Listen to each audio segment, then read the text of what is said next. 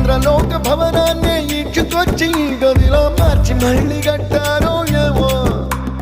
మాయజాలము తెలుసు మంత్రగారడి తెలుసు రెంటి కన్న ఇది ఇంకోటేమో నీలాకాశం నేలాకొస్తే ఇట్టాగే ఉంటాదో ఏమో ఈ సంతోషం దాచాలంటే హృదయాలు ఓ వంద కావాలేమో ఇంతందంగా ఉంటుందా ఈ లోకం ఇన్నాళ్ళు ఈ మనసుకి తెలియాలేదే పాపం